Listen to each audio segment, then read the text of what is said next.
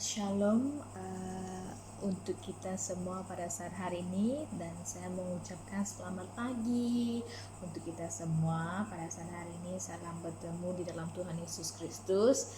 Jadi kita sangat bersyukur karena hari ini kita dapat berkumpul bersama-sama seperti ini ya, walau dengan keadaan jarak yang memisahkan kita, tetapi kita sangat yakin dan percaya bahwa Tuhan itu senantiasa menyertai kita.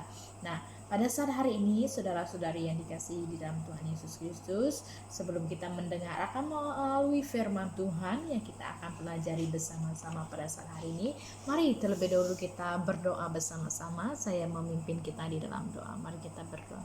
Bapa yang di surga, kami datang kepadamu pada saat hari ini. Segala puji dan syukur kami naikkan ke dalam tangan Engkau ya Bapa, oleh karena kesempatan yang ada bagi kami pada saat hari ini ya Tuhan.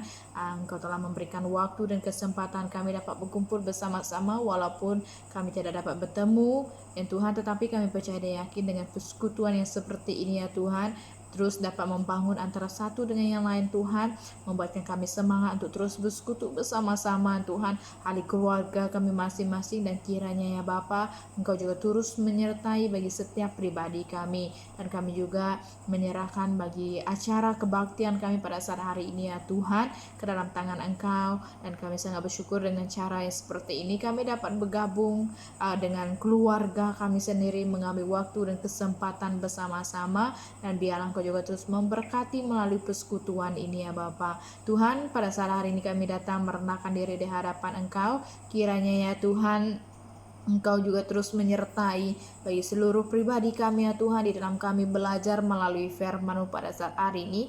Kiranya ya Bapa, melalui firman-Mu pada saat hari ini dapat memberkati bagi setiap pribadi kami, menjadi suatu peringatan, menjadi suatu yang memberkati dan membangun antara pribadi kami pada saat hari ini ya Tuhan. Dan kiranya ya Bapa, Engkau juga terus menyertai bagi setiap pribadi kami pada saat hari ini, dan biarlah melalui firman-Mu ya Tuhan, kami mempelajari sesuatu yang baru, dan biarlah Engkau juga terus menyertai acara kami pada saat hari ini, dari permulaan, pertengahan, sampai akhirnya. Biarlah nama Engkau dipermuliakan di dalam kehidupan kami, dan kami serahkan seluruh ibadah kami pada saat hari ini ke dalam tangan Engkau. Dan inilah doa kami, dalam nama Tuhan Yesus kami telah berdoa dan mengucap syukur. Amin.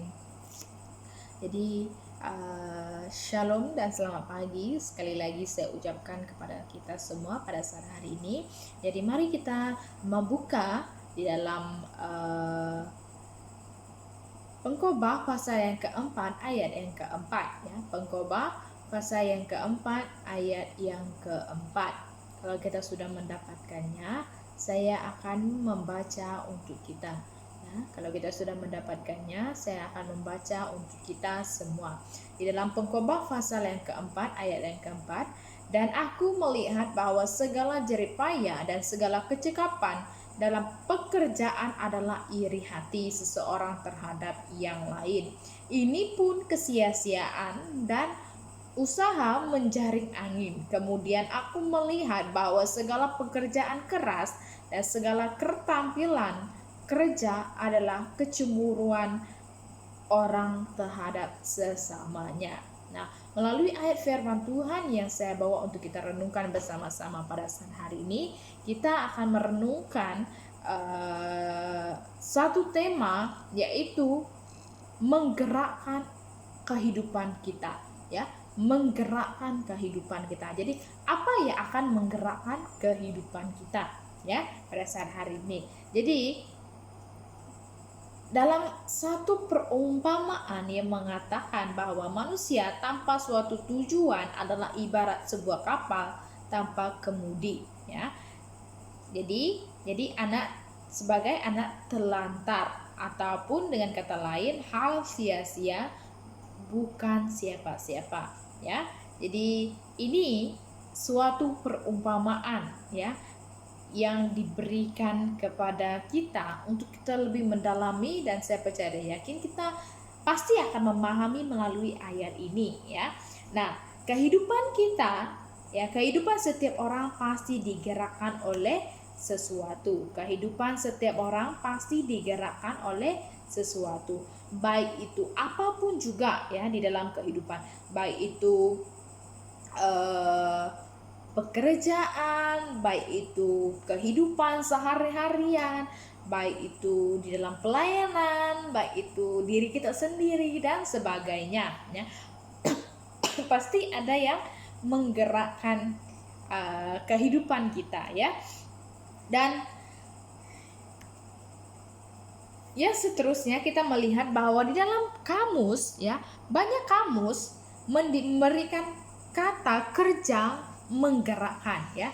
Menggerakkan ini, ya, sebagai membimbing, mengendalikan dan mengarahkan. Jadi entah apa yang Anda gerakan, ya, pasti yaitu baik kereta, baik motor, baik apa-apa saja yang digerakkan, ya, pasti ada yang mengendalikannya, ya, pasti ada yang membimbingnya, pasti ada yang mengarahkannya, ya. Karena itulah yang membuatkan sesuatu benda, sesuatu objek ataupun apapun saja yang diciptakan di dalam dunia ini sangat berarti, karena pasti ada orang yang menggerakkannya, ya. Jadi manusia tanpa ada tujuan, dia tidak ada apa-apa. Jadi contoh, kendaraan tanpa kita sebagai pembantunya tidak menjadikan apa-apa, tidak berguna sama sekali, ya, di dalam kehidupan. Jadi di sini saudara-saudari yang dikasihi di dalam Tuhan Yesus Kristus, persoalannya di dalam kehidupan kita, ya, apa yang menjadi daya penggerakkan di dalam kehidupan kita pada saat hari ini, ya, apa yang menggerakkan kehidupan kita pada saat hari ini, ya. Jadi di sini kita melihat saudara-saudari yang dikasihi di dalam Tuhan Yesus Kristus, mungkin pada saat hari ini, ya, Anda digerakkan oleh masalah, suatu tekanan, suatu batas waktu yang Anda hadapi di dalam kehidupan Anda. Anda juga mungkin digerakkan oleh ingatan yang menyedihkan, rasa tekanan di dalam pribadi kita, ketakutan yang menghantui diri kita, ataupun sesuatu keyakinan yang tidak disadari oleh kita. Jadi ada beratus-ratus keadaan, ya, nilai, emosi yang boleh juga mengarahkan kehidupan kita sebagai manusia, karena kita adalah manusia biasa. Jadi di sini kita melihat bahwa kita harus ingat suatu hal, saudara-saudari yang dikasihi. Benda yang sekian lama mengontrol kehidupan kita, ya, yang menjadikan kehidupan kita lebih terfokus kepada dunia, bukan kepada panggilan Tuhan, bukan kepada tujuan Tuhan, ya. Kadang-kadang kita itu pandai lari daripada landasannya, karena kita lebih memfokuskan hal yang menggerakkan kehidupan kita. Dan seharusnya saudara-saudari yang dikasihi di dalam Tuhan Yesus Kristus, tujuan-tujuan yang telah ditetapkan Allah lah yang menggerakkan kehidupan kita, ya. Namun kenyataannya hal-hal yang seperti ini yang seringkali menjadi penggerakan di dalam kehidupan kita. Nah, saya akan membawakan kita dalam 5 hal yang membuatkan manusia lebih, ya, terfokus kepada masalah diri, dunia, karena ada 5 hal yang menggerakkan kehidupan dia kepada hal yang demikian, ya, bukan dengan tujuan yang daripada Tuhan, ya, bukan dengan tujuan yang daripada Tuhan. Nah, mari kita lihat bersama-sama saudara-saudari yang dikasihi di dalam Tuhan Yesus Kristus. Kita melihat hal yang pertama adalah dikuasai rasa bersalah, ya, dikuasai rasa bersalah. Nah, di sini kita melihat, ya, ciri daripada rasa bersalah ini adalah dihantui, ya, dihantui terus menerus sehingga rasa penyesalan tak ada masa lalu itu tidak pernah berhenti, ya, di dalam kehidupan.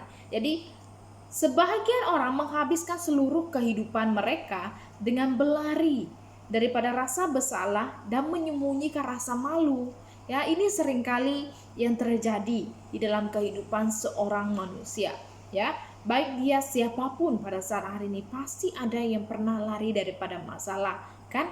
Jadi suatu hal yang saya pelajari di dalam kehidupan saya, karena saya pun pernah lari daripada masalah, karena bagi saya untuk menghadapi masalah itu suatu hal yang luar biasa, ya. Untuk merasa perasaan serba salah itu sangat sukar, ya. Lebih baik kita menyembunyikan diri, lebih baik kita rasa penyesalan itu. Tetapi hal yang kita pelajari daripada hal yang seperti ini, saudara-saudari, adalah kita harus menghadapi masalah. Kita harus menghadapi semuanya untuk menyelesaikan semuanya. Jadi orang-orang yang digerakkan oleh rasa bersalah ini, ya, seringkali dimanipulasikan oleh ingatan-ingatan dia, ya, sehingga dia lupa akan tujuan Tuhan. Sehingga seseorang yang merasakan hal seperti ini tidak ingat akan tujuan Tuhan, kenapa Tuhan meletakkan dia, kenapa Tuhan mengadakan dia di dalam dunia, ya. Kita telah belajar beberapa minggu yang lalu kenapa kita ada di dalam dunia ini, ya, saudara-saudari, bahwa kita ada di dalam dunia ini oleh karena tujuan, oleh karena kehendak Tuhan yang maukan kita, ya, bukan secara kebetulan, ya, kita ada di dalam dunia ini, ya. Jadi di sini kita melihat bahwa hal yang seperti ini membiarkan masa lalu, ya, masa lalu mengendalikan masa depan kita, karena rasa bersalah itu kita pendam, ya, kita pendam, rasa penyesalan itu kita pendam. Jadi masa lalu menguasai masa depan, menghukum diri kita sendiri serta merosakkan keberhasilan yang ada di hadapan kita yang telah Tuhan sediakan di dalam kehidupan kita, ya. Jadi ingat saudara-saudari yang dikasihi di dalam Tuhan Yesus Kristus, bahwa apapun yang terjadi di dalam kehidupan kita itu yang mengajarkan kita, ya, bukan membuatkan kita menghukum diri, bukan membuat kita lari daripada Tuhan. Kalau kita melihat bahwa ada satu kisah, ya, di dalam Alkitab, ya, memperingatkan kita tentang suatu hal, yaitu tentang Kain, ya. Kain, ya, dia berasa berdosa dan rasa bersalah, ya. Dia rasa berdosa dan bersalah dan memisahkan diri daripada kehadiran Allah, ya. Ini seringkali terjadi kepada setiap pribadi kita. Bila kita telah jatuh ke dalam dosa, ya, kita lupa bahwa ada tangan yang mau menyambut kita, tetapi kita lebih terfokus kepada hal yang menjatuhkan kita, hal yang membuat kita rasa bersalah, hal yang membuatkan kita rasa menyesal, ya. Jadi sama yang terjadi kepada Kain, ya. Dia memisahkan diri, dia menjarakkan diri, ya, daripada Tuhan, ya. Dan di sini kita melihat bahwa di dalam firman Tuhan, Kejadian 4 ayat yang ke-12, ya. Kejadian 4 ayat yang ke-12, apabila engkau menguasai tanah itu, maka tanah itu tidak akan memberikan hasil sepenuhnya kepadamu. Engkau menjadi seorang pelari dan penggembara di bumi. Nah, maksudnya di sini kita terus menjadi pelari, ya, di dalam kehidupan kita. Hal ini menggambarkan sebagian besar orang yang pada saat hari ini hidup tanpa tujuan, karena terus berlari dan berlari, mencari di mana harus menutup diri, mencari di mana orang tidak tahu apa salah kita, mencari di mana tempat kita boleh melupakan masa lalu kita mencari tempat di mana kita harus melepaskan penyesalan kita, ya. Jadi ini tidak seharusnya terjadi di dalam kehidupan kita, saudara-saudari, ya. Karena kita ini adalah produk yang daripada masa lalu kita, ya. Kita adalah tetapi kita tidak perlu menjadi tawaran untuk masa depan kita, ya. Karena apa? Ya, jangan pernah ditawar oleh masa lalu kita, ya. Karena tujuan Tuhan tidak dibatasi oleh masa, ya, masa lalu kita, ya, bukan yang mengatasi masa lalu kita. Tetapi di sini kita melihat bahwa tujuan yang daripada Tuhan itu, ya, karena lagi pun kalau kita melihat Allah itu adalah ahli dalam memberi seseorang sesuatu dari yang baru, ya, awal dari yang baru. Jadi maksudnya di sini saudara-saudari yang dikasihi di dalam Tuhan Yesus Kristus, bahwa semuanya Tuhan telah sediakan bagi kita, ya, di dalam kehidupan kita. Nah, bagaimana dia boleh mengubah Musa menjadi seorang pembunuh kepada seorang pemimpin, dan dia juga mengubah Gideon menjadi seorang pengecut, ya, yang seorang pengecut menjadi pelawan yang gagah dan berani, ya. Dan begitu juga saudara-saudari juga mampu melakukan hal-hal yang ajaib dalam sisa hidup kita. Nah, jadi jangan pernah terfikir sebesar apa kesilapan kita, sebesar apa rasa bersalah kita, penyesalan kita. Ingat saudara-saudari yang dikasihi di dalam Tuhan Yesus Kristus, bahwa Tuhan dapat mengubahkannya untuk kemuliaan namanya di dalam kehidupan kita. Kalau kita ini memberikan diri kita untuk Tuhan, ya, kita jangan pernah, seperti yang saya katakan, jangan pernah melihat silap kita, salah kita, jangan pernah kita melihat penyesalan kita, tetapi lihat tangan Tuhan yang senantiasa mau terus menyambut kita, menyertai sepanjang masa kita di dalam proses untuk kita lepas daripada rasa bersalah, lepas daripada penyesalan yang sangat mendalam di dalam kehidupan kita. Berilah diri kita kepada Tuhan, ya, untuk Tuhan mengubahkan yang tidak mungkin bagi manusia, tidak mungkin bagi saya, tidak mungkin bagi Anda, tetapi luar biasa mujizat Tuhan pasti terjadi di dalam kehidupan kita. Nah, jadi jika mau dikuasai rasa bersalah, ya, bebaskanlah dirimu dengan datang kepada Tuhan Yesus Kristus. Karena Allah itu pengampun. Akuilah setiap kesalahan kita, terimalah pengampunannya, dan daripada itu kita akan memulaikan kehidupan baru kita bersama-sama dengan Dia. Karena di dalam Mazmur 23 ayat ke-1b mengatakan, berbahagialah orang yang diampuni pelanggarannya, yang dosanya ditutup, ya. Nah, alangkah leganya hati kita saudara-saudari, karena di saat kita mengaku kepada Tuhan Allah kita, jadi Allah kita menghapusi segala dosa kita. Dan di situ kita melihat bahwa tiada tangan yang dapat menyambut kita, tetapi tangan Tuhanlah satu-satunya yang senantiasa ada bagi kita. Jadi jangan pernah takut, jangan pernah risau di dalam kita melangkah. Hilangkan perasaan kita, tetapi lebih fokus kepada tujuan yang daripada Tuhan kepada setiap pribadi kita. Nah, yang kedua, apa yang menguasai kehidupan kita pada saat hari ini adalah kebencian dan kemarahan, ya. Kebencian dan kemarahan.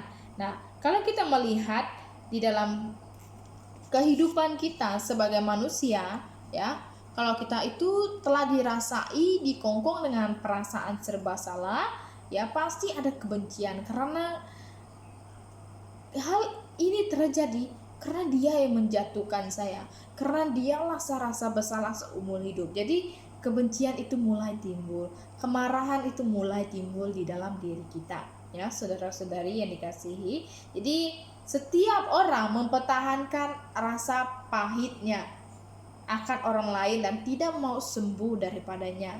Jadi melalui apapun yang terjadi ini, bukan mau melepaskan penderitaan mereka melalui pengampunan, tetapi mereka mengulang berkali-kali di dalam pikiran mereka, ya, untuk apa saya memaafkan, ya, dia, untuk apa saya menghilangkan perasaan itu di dalam kehidupan saya, ya. Tetapi di sini kita melihat saudara-saudari yang dikasihi di dalam Tuhan Yesus Kristus, bahwa hal-hal yang seperti itu membawakan tidak sehat dan tidak berguna, ya, yang terjadi di dalam kehidupan kita. Karena dengan sikap yang demikian, ya, menyimpankan diri kita dan mencetuskan diri kita kepada hal yang tidak baik, ya. Sedangkan di dalam firman Tuhan mengajarkan kita untuk mengampuni sesama diri kita, ya, diajarkan kepada kita, ya. Bukan hanya melalui firman Tuhan, kalau kita melihat bapak ibu kita, ya, masa kita waktu kecil diajarkan untuk saling memaafkan antara satu dengan yang lain, ya. Jadi di sini kita melihat bahwa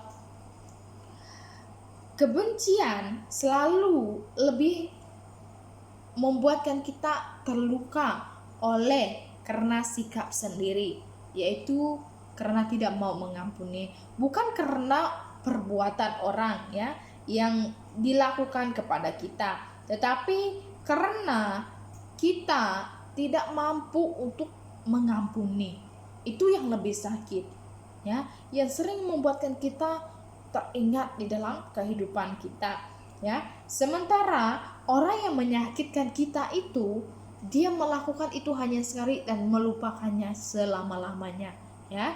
Jadi itu yang membuatkan kita bertambah sakit di dalam kehidupan kita, membuatkan perjalanan kehidupan kita itu dengan perasaan benci, perasaan marah, tidak berguna sama sekali, dan terus-menerus menjalani kehidupan kita tanpa tujuan yang daripada Tuhan, ya. Karena kita marah, kita benci, kita dendam, kita tidak mau beribadah, kita meninggalkan Tuhan karena satu hal orang, bukan daripada perbuatan Tuhan, ya.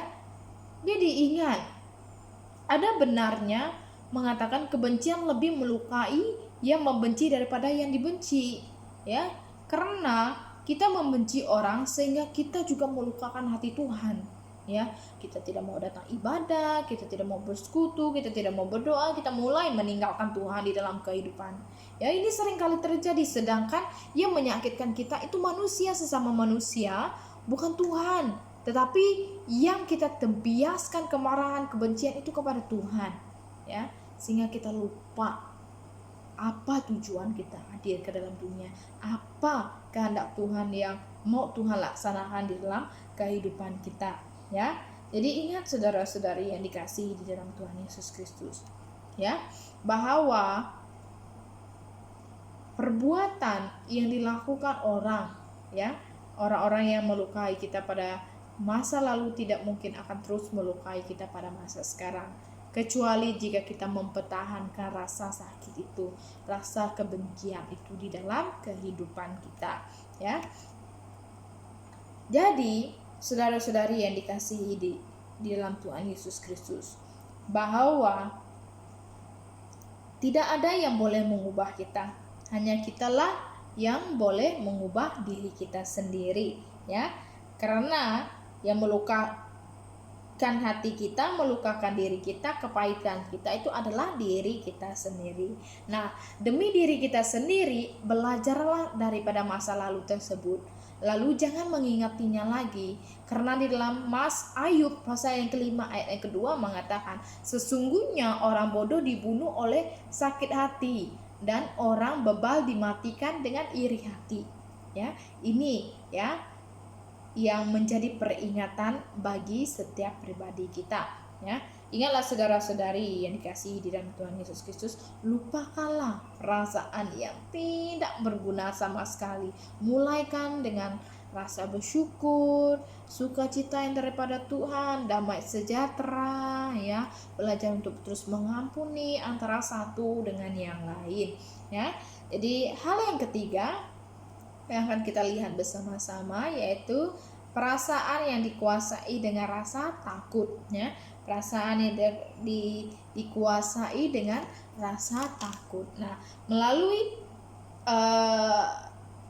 perasaan ini, ya, ketakutan mungkin merupakan akibat daripada pengalaman trauma dan harapan-harapan yang tidak masuk akal, bertumbuh di dalam keluarga, dalam penguasaan yang keras, ataupun cenderung kepada hal-hal yang tidak membawakan pertumbuhan yang baik, ya, di dalam kehidupan kita.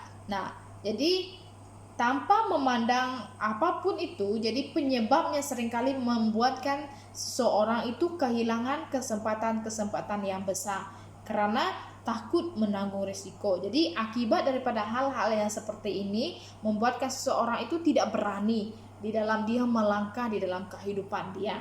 Oke, jadi di sini kita melihat bahwa ketakutan yang terjadi ya penyebab orang-orang kehilangan kesempatan besar karena takut untuk menanggung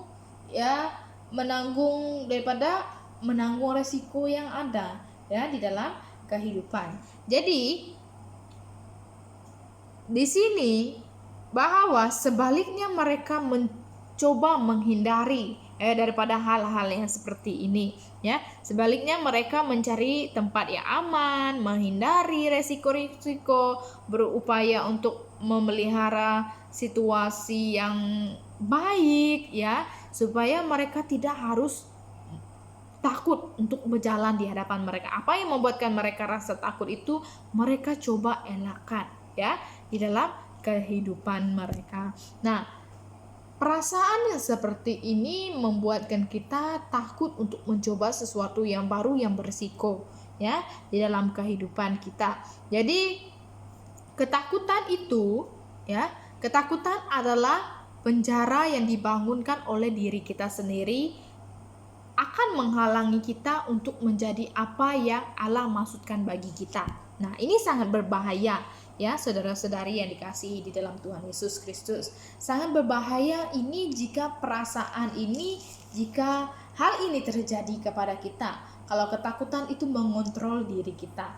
Nah, sama hal juga ini pernah terjadi di dalam kehidupan saya ya, karena saya seringkali mengatakan saya ini tidak mempunyai apa-apa di dalam telah dipanggil untuk melayani Tuhan.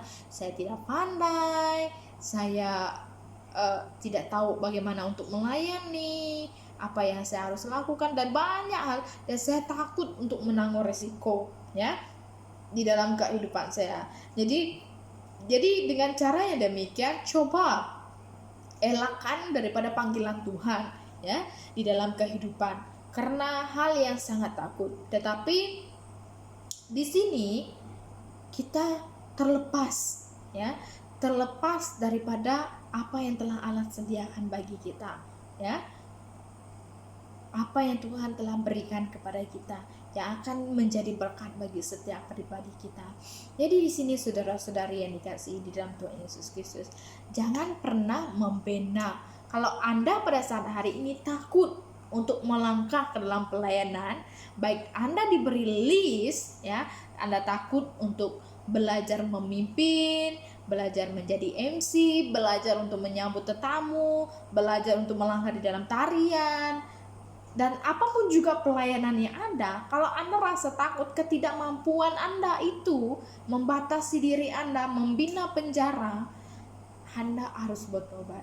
Karena dengan diberi pelayanan seperti itu, Anda akan menjadi seperti apa yang Allah inginkan di dalam kehidupan Anda. Jadi, di sini saudara-saudari yang dikasihi di dalam Tuhan Yesus Kristus, lawanlah ketakutan dengan senjata iman dan kasih. Ya, lawanlah ketakutan dengan senjata iman dan kasih. Karena di dalam 1 Yohanes pasal yang keempat ayat yang ke-18, di dalam kasih tidak ada ketakutan. Kasih yang sempurna melenyapkan ketakutan, sebab ketakutan mengandungi hukum, dan barang siapa takut ia tidak sempurna di dalam kasih. Nah, jadi di dalam ayat ini menjelaskan kita tidak ada yang membuatkan kita takut kalau Allah itu menyertai kita. Kan saudara-saudari? Jadi kita percaya ya, kita mengamini firman Tuhan ini dalam kehidupan kita. Nah, jadi selepas ini bila kita menghilang perasaan takut, selepas ini bila kita tidak tahu apapun, kita berdoa minta iman, Tuhan pasti menyertai pelayanan kita dan memberikan kita serta memakaikan kita secara luar biasa ya, tanpa kita, dan di situ kita baru menyadari, wow, apa yang saya telah buat, apa yang saya telah lakukan di dalam kehidupan saya ya, tanpa kita sadari ya. Jadi ingatlah saudara-saudari, berilah diri kita ya untuk menjadi seperti apa yang Allah inginkan di dalam kehidupan kita. Dan yang keempat, kita digerakkan oleh materialisme. Jadi di sini kita melihat bahwa keinginan seseorang untuk memiliki menjadi sasaran di dalam kehidupan dia. Nah, sebagai contoh, saudara-saudari yang dikasihi di dalam Tuhan Yesus Kristus, bahwa dia lebih mengikuti gerakan hati, ya, gerakan hati untuk selalu ingin lebih daripada dasar, ya. Dia ingin memiliki lebih daripada yang didasarkan pada yang dia telah miliki, dan banyak ya, bahwa memiliki lebih akan membuatkan orang lain lebih bahagia, lebih penting dan lebih aman. Jadi hal-hal yang seperti ini hanya memberikan kebahagiaan sementara. Nah, jadi kita mengatakan karena kelebihan saya di dalam hal yang ini, saya diperlukan.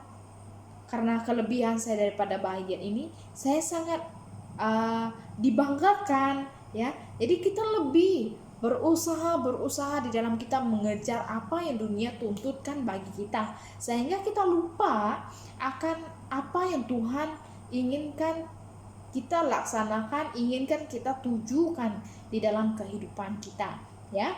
Jadi hal-hal yang seperti ini membuatkan tidak berubah, dan pada akhirnya kita pasti akan bosan dengannya, dan selanjutnya kita juga menginginkan jenis-jenis yang baru dan lebih besar, lebih baik lagi ya di dalam kehidupan kita. Nah, sama seperti pada zaman sekarang yang sangat cepat ya, sangat cepat beredar ya. Kalau orang memiliki ini, kita berusaha untuk mencapai ini tanpa kita lupa bahwa Allah mengatakan kepada kita jangan pernah mengejar harta dunia, tetapi kita haruslah mengejar kepada panggilan serta tujuan yang daripada Tuhan di dalam kehidupan kita.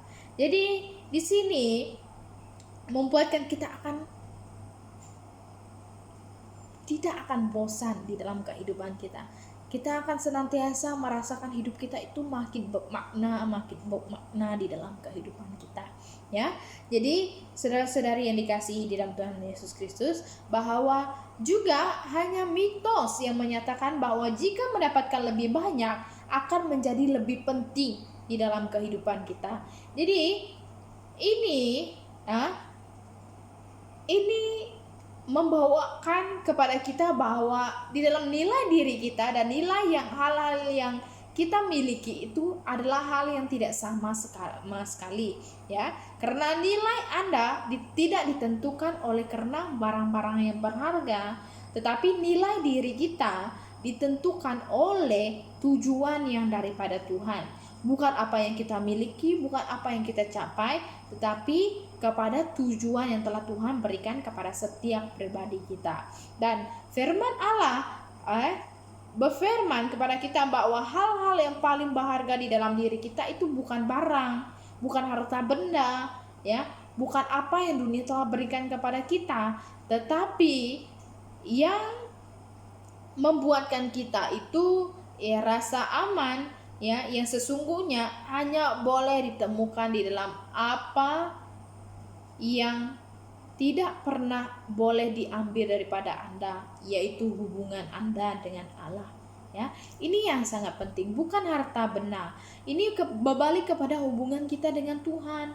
Bagaimana hubungan kita dengan Tuhan, bagaimana waktu kita dengan Tuhan, apa yang telah kita pelajari daripada Tuhan, apa nilai yang telah kita terapkan di dalam diri kita, apa yang menjadi akan kita lebih berharga di hadapan Tuhan, ya. Jadi di sini kita mempelajari bahwa belajar untuk hidup berharga di hadapan Tuhan, ya, bukan di hadapan manusia, bukan di hadapan siapapun, ya.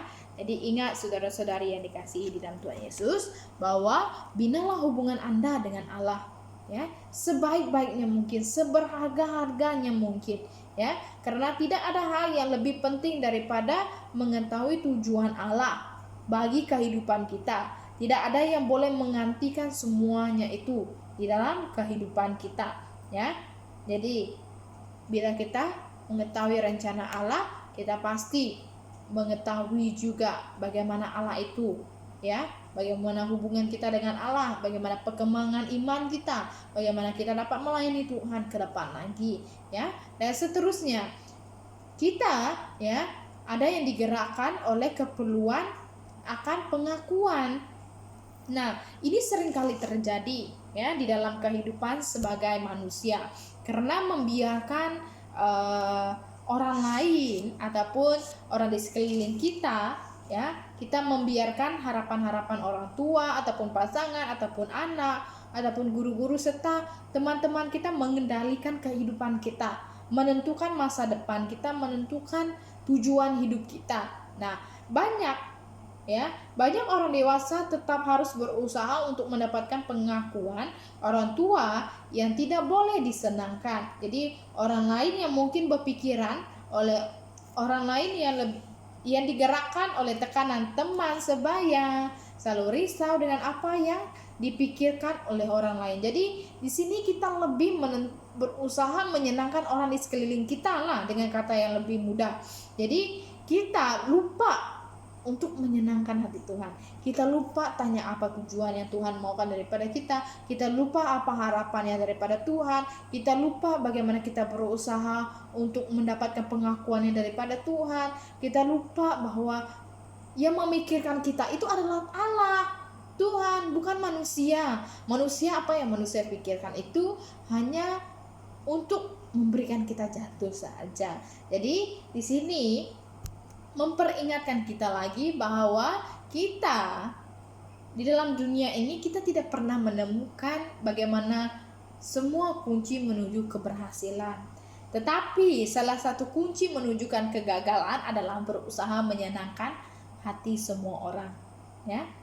Jadi dikenalikan oleh pendapat orang lain adalah cara yang pasti untuk kehilangan tujuan-tujuan Allah bagi kehidupan Anda. Ya, karena di dalam Matius 6 ayat ke-24 mengatakan tidak seorang pun dapat mengabdikan kepada dua tuan, ya. Karena kalau dunia sudah katakan, kita seringkali mendengar kata dunia. Kalau kita kalah dengan dunia, kita tidak pernah mengikuti kehendak Tuhan, tujuan Tuhan di dalam kehidupan kita. Nah, di sini ada dua jalan yang menjadi pilihan kita pada saat hari ini, ya saudara-saudari yang dikasihi di dalam Tuhan Yesus Kristus, yang menjadi ketentuan bagi setiap pribadi kita, yang manakah yang harus menjadi Tuhan saya? Adakah dunia, orang di sekeliling saya, ataupun Tuhan, ya, yang harus saya andalkan, yang harus saya tahu tujuannya, yang membawakan keberhasilan kepada saya, ya. Jadi ini persoalan yang harus Anda jawab di dalam kehidupan kita. Nah, jadi mungkin ada, ya, kekuatan-kekuatan lain yang menjadi penggerakan di dalam kehidupan Anda pada saat hari ini, yang semuanya juga membawa kepada jalan buntu yang sama, ya, saudara-saudari yang dikasihi di dalam Tuhan Yesus Kristus. Nah, bagaimana kita, ya, bagaimana menjalani kehidupan yang memiliki tujuan, suatu kehidupan yang dituntut, dikendalikan dan dipimpin oleh tujuan-tujuan Tuhan. Jadi ingat bagaimana kita pada hari ini kita telah belajar bagaimana kita menjalani kehidupan kita. Adakah kita memiliki kelima-lima hal ini di dalam kehidupan kita, ya? Pilihan ada di tangan kita sendiri. Jadi tidak ada hal yang lebih penting daripada mengetahui tujuan-tujuan Allah bagi kehidupan kita, dan tidak ada yang boleh menggantikan kerugiannya. Jadi tanpa suatu tujuan, kehidupan bagaikan gerakan tanpa makna, kegiatan tanpa arah, dan peristiwa tanpa alasan. Tanpa suatu tujuan, kehidupan tidaklah bermakna di dalam kehidupan. Jadi itulah firman Tuhan yang saya bawa untuk kita renungkan bersama-sama di dalam kehidupan pada hari ini. Jadi pada minggu hadapan kita akan bertemu lagi bahwa bagaimana kehidupan kita digerakkan oleh tujuan yang daripada Tuhan. Jadi mari kita berdoa untuk menutup acara kita pada hari ini. Mari kita berdoa. Bapa yang di surga, kami datang kepadamu pada saat hari ini. Segala puji dan syukur kami naikkan ke dalam tangan Engkau ya Bapa.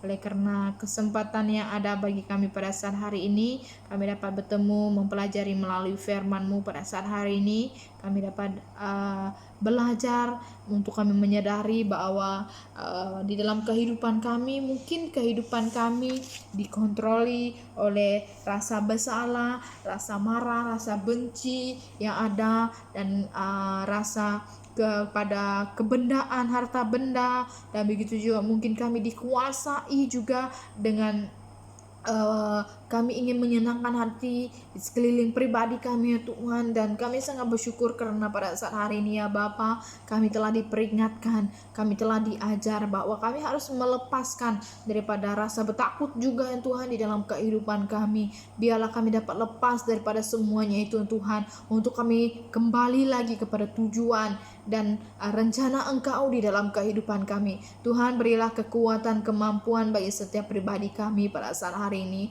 untuk kami terus melangkah menuju kepada tujuan yang telah Engkau berikan kepada setiap pribadi kami pada saat hari ini ya Bapa. Bapa, pada saat hari ini kami juga terus menyerahkan bagi seluruh pribadi kami ke dalam tangan Engkau. Kiranya Engkau juga terus memberkati bagi setiap pribadi kami, menguatkan iman kepercayaan kami untuk kami melaksanakannya di dalam kehidupan kami ya Tuhan. Dan kiranya Tuhan, Engkau juga terus menyertai kami pada saat hari ini ya Bapa, di dalam kami melaksanakan tugas dan tanggung jawab kami di dalam kehidupan kami ya Tuhan. Berkati saudara-saudari kami, ibu bapa kami yang melaksanakan tugas dan tanggung jawab mereka. Berikanlah mereka iman pengetahuan yang daripada Engkau, supaya dimanapun saja mereka berada, kemanapun saja mereka berada Tuhan, pada saat hari ini mereka mendapatkan kekuatan, iman pengetahuan yang daripada Engkau. Dan kami juga terus menyerahkan bagi adik-adik kami yang bersekolah walaupun secara online, kiranya Engkau juga terus memberikan mereka fokus kepada pembelajaran mereka pada saat hari ini ya Tuhan.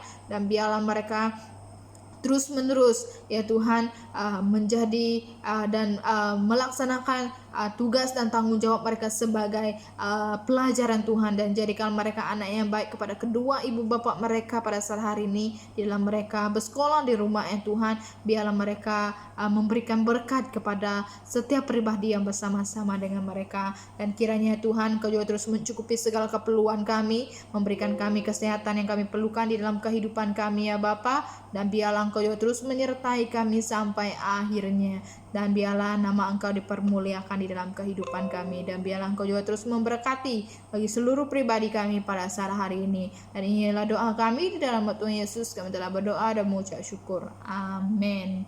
Sampai di sini ibadah kita. Tuhan Yesus memberkati.